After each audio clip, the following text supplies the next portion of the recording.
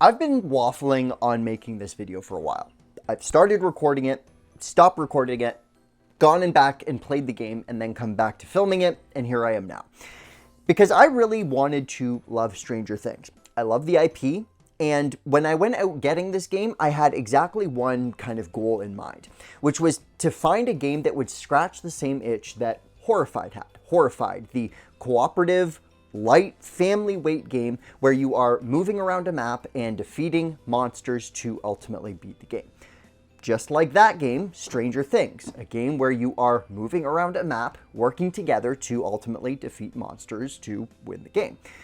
But can one single card out of an entire deck of cards ruin an entire game for me? We're going to answer that question now. I'm Jake, this is Stranger Things Upside Down, and this is Get This Game.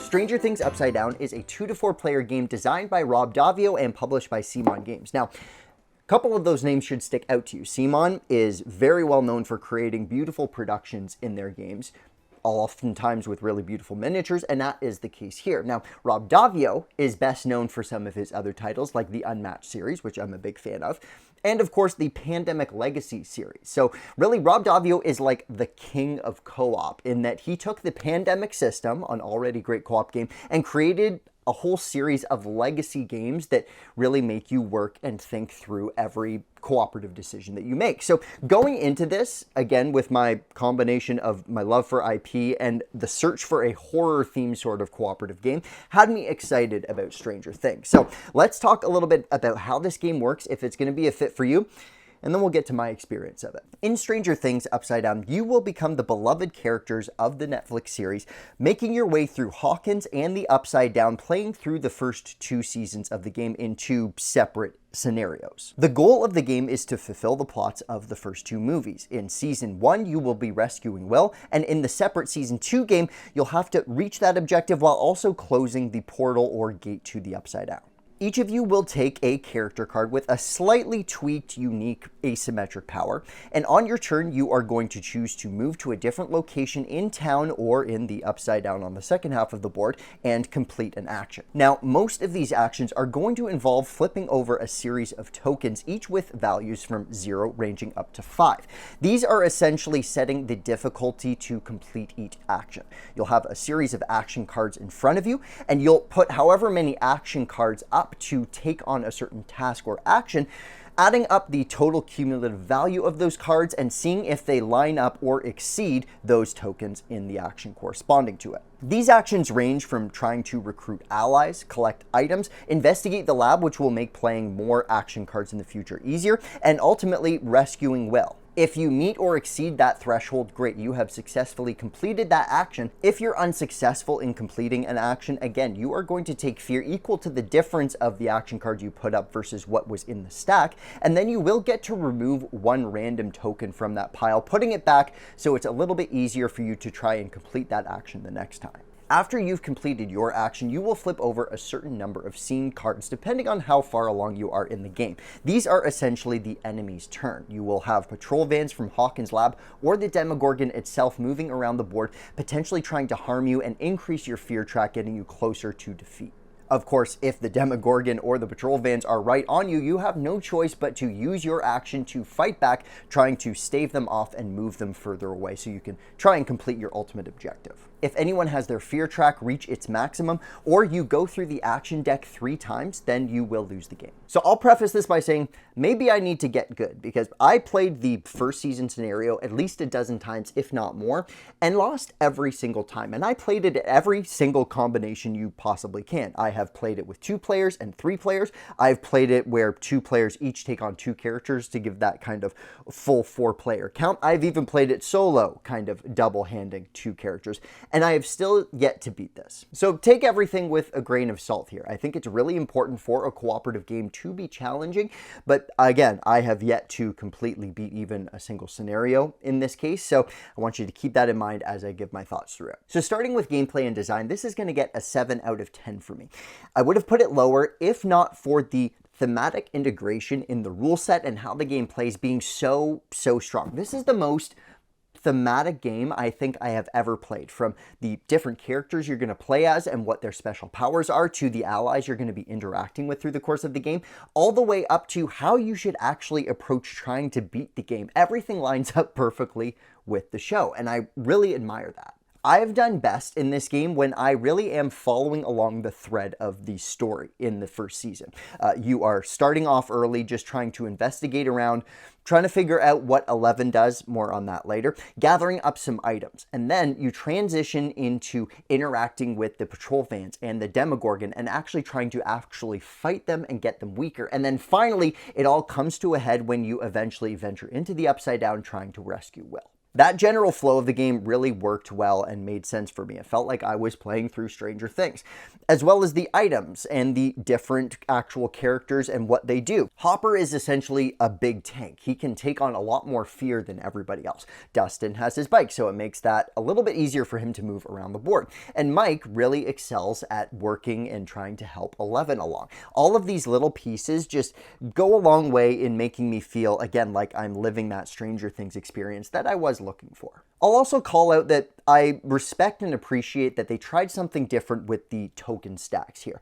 There's a lot of different ways to kind of simulate randomness and difficulty in games. There are dice rolls, there are flipping over cards. In this case, they use those stacks, and I appreciate that they went for something a little bit different. In fact, if you don't defeat a action in a given time, then you actually are going to get rid of one of those tokens, making it a little bit easier to try and defeat that action a little bit later on. So I do appreciate that. But that brings us to the elephant in the room, which is you do, I think, really have to get lucky to be able to beat this game. From the token stacks that I just mentioned, to the items that you're flipping over to try and collect and get the right combination for to eventually win the game, all the way to the scene cards that you will be flipping over and having to deal with the enemies that come at you.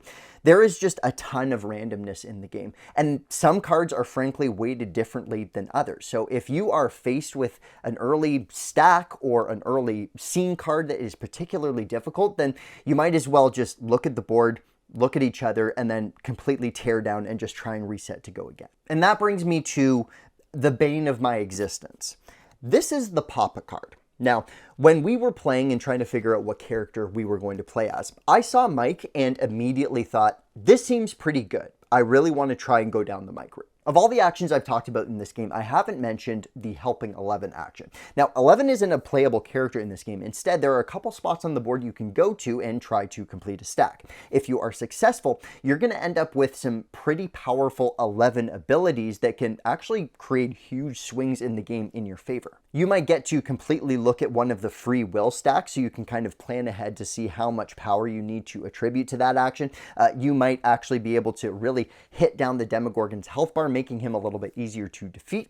And you might even be able to get rid of one of the 2 patrol vans in the game, which is really, really helpful. And when we were figuring out which characters we were going to be, I saw Mike and that his ability was you can perform the help 11 action anywhere on the board. And I thought, wow, that is really awesome. How good would it be for me to be moving around the board, trying to set myself up for some big future turns, but still always being able to have the flexibility of completing or attempting an 11 action along the way. But then comes the dreaded Papa card, which if you read the text on it says, as soon as you flip him over in the scene deck, you are to remove all stacks from the different 11 powers that are out on the board, meaning you never have a chance to use them for the rest of the game. And hey, guess what? That feels super bad, because not only do the 11 powers really come in handy and are really helpful in an already difficult game, but if you're playing as Mike, you're just SOL. You're just bleep out of luck. That means that your special power that makes you different and really helpful throughout the entire game, you now just never get to use it again. And yes, that is one character in a bank of about 6 characters that you can play as that are suddenly obsolete just by flipping over one card. But the number of times that I have put out Papa early game, whether I played with Mike or not, I can barely get the words out because it is so frustrating. Because again, those 11 powers, not only are they thematic and that I want to use them, they're pretty huge in pushing you towards the end game. And with that being said, I'd love for you to comment below if you've played this game. Is Papa as broken and as frustrating as I'm making it out to be? All in all, for gameplay and design, again, a 7 out of 10. Some really good thematic integration here. I appreciate how they have set up the mechanics of the game, but ultimately there is a ton of randomness, and frankly, you you do have to get lucky and make sure that certain cards you just don't run into until the late stages of the game, or else, again, you might as well just call it quits and reset. Now, presentation, I can get behind. This gets an absolute 9 out of 10 for me. All of the minis look really good. It is a CMON game, so it's kind of a moot point there, but they do look really solid. The board looks really good. I also appreciate that they didn't just take screen grabs or stills from the actual episodes of the show. They actually have put together this illustrated artwork that I really appreciate. And everything just is really high quality. Everything goes in the box really well. It has a very nice insert. I've never had an issue of having this on my shelf for a while, taking it out and all the pieces are everywhere. So very solid presentation overall.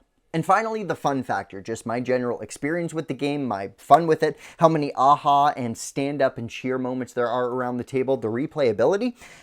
I think I've kind of given away the lead here, but this gets a 6.5 out of 10 for me in terms of fun factor. This is a very punishing and tight game. It is difficult to win. And like I said, I appreciate when a co-op is like that. You should never be able to beat a co-op on your first playthrough. But the fact that you are working with such a tight window of success here really takes away from the overall experience for me, in that a lot of the games I just know we're kind of working towards an imminent defeat, and it doesn't feel great. From trying to get the right item at the right time to flipping over the scene cards, trying to avoid Papa and some of the other more punishing cards in the scene deck, it just feels like there are too many times where I'm looking at the game state and I just know we're headed towards failure. And don't get me wrong, I enjoyed exploring all the avenues and the strategies and the different actions you can take in this game. But because you're on such a slim window towards victory, it almost felt like I was wasting time doing some of the things that I wanted to do in the game. Like, it felt kind of bad to try and recruit an ally because I knew I should have been like fighting the Demogorgon. Or, oh yeah, maybe I can take another turn to try and fish for an item, but really I should be going and making my way towards rescuing Will. All of those kind of factors came together in just feeling like you had to do the exact same thing at a time. That's something we kind of call railroading in this game. I know I said at the top that this game follows the seasons and the actual show really closely, and it just felt like maybe I had to really focus in and do exactly what the game wanted me to do instead of doing what I wanted to do to try and win.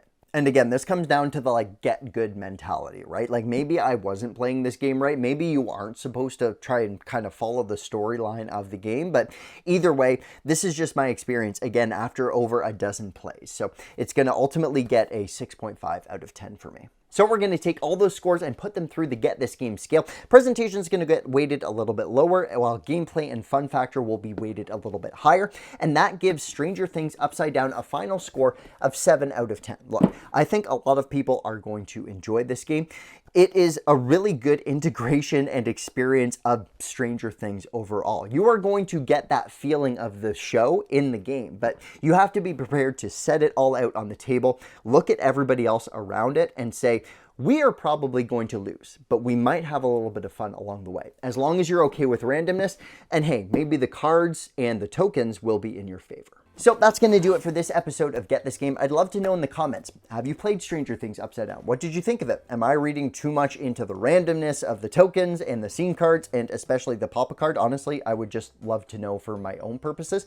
Or are you saying to me, hey Jake, I just love Stranger Things. Shut up, I'm getting it anyway. I do hope you will subscribe and like this video. Again, we're trying to grow the channel. We're doing really well on TikTok and Instagram, so I'd invite you to follow me over there. And as always, we'll see you next time.